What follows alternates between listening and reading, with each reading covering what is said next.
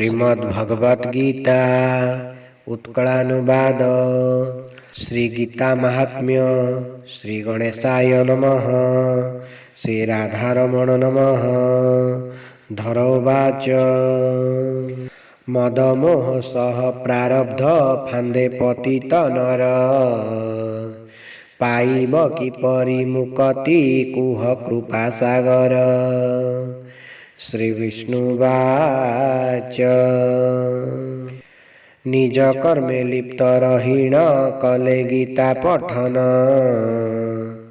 कर्म बंधनरु मुकुली हेब मोठारे लीन। गीता पाठक जे सर्वदा भव पापरु मुक्त पद्मपत्रे जल समान रुहे भवे निर्लिप्त। जेउठी हुई गीता पाठ गायन से स्थाने रुहंती प्रयाग आदि तीर्थ स्थान। मुनि ऋषि जोगी पन्नग सह गोपी गोपाल उद्धव नारद सहित देवा देवी सकल। जेउठी हुई हे देवी गीता पाठ वर्णन अध्ययन अवा गायन सिए मो प्रिय स्थान। गीताश्रय रे रुहे मु गीता मोर निवास त्रिलोक पालई से ज्ञाने गीता मोर रहस्य।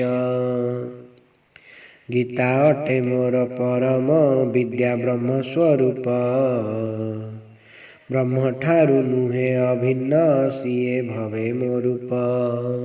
श्रीकृष्ण स्वमुखे कहिण थिले भक्त अर्जुन सर्ववेद ज्ञाने होइछि गीता स्वरूप पूर्ण। स्थिर चित्ते नित्य जे पढ़े अष्टादश अध्याय ज्ञान सिद्धि लभि से पाए मोर पदे आश्रय। संपूर्ण न पढ़ी अर्धांश नित्य पढ़े जे जन ताहाकु मिलई गोदान फल सकल पुण्य। तीनी भाग पाठ दियई गंगा स्नानर पुण्य षड भाग पाठे मिलई सोम यज्ञर ज्ञान। भक्ति भावे जिए पढ़ई एक अध्याय नित्य शिवलोक चिरकाल से रुहे गण सहित। एक श्लोक जिए पढ़ई नित्य सभक्ति सह बार बार सिए जन्मई धरी मानव देह। 10, 7, 5 अथवा 2, 3 श्लोक श्रद्धा भक्ति सह पढ़िले मिले जे चंद्रलोक। गीता पाठकारी लभई सदा मानव जन्म जहा श्रेष्ठ अटे भवे दिए गति उत्तम। गीता पाठ कले श्रद्धारे नित्य मिलई सिद्धि मरण काल रे श्री गीता कही देले मुक्ति। गीतार्थ श्रवण करिण महापातकी नर वैकुंठे रुहई आनंदे छाड़ी नर शरीर। सकामी जदि वा चिंतई नित्य गीतार तत्व जीव मुक्त सिए लभई से परम पद।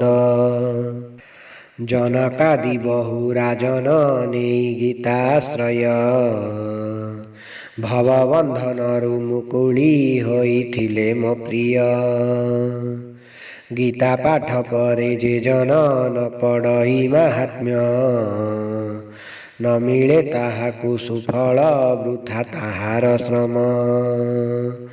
गीता पाठ सहजे पढ़े एही महात्म्य गुण वर्णित सकल पुण्यर सह पाए निर्वाण। सुतवाच गीतार असीम महात्म्य जिए पढ़े से सरे समस्त वर्णित सुफल ताकु ए भवे मिले। इति श्रीवराहपुराणे श्रीगीतामाहात्म्य उत्कलानुवाद सम्पूर्ण। हरि ओं तत्सत् हरि ओं तत्सत् हरि ओं तत्सत्।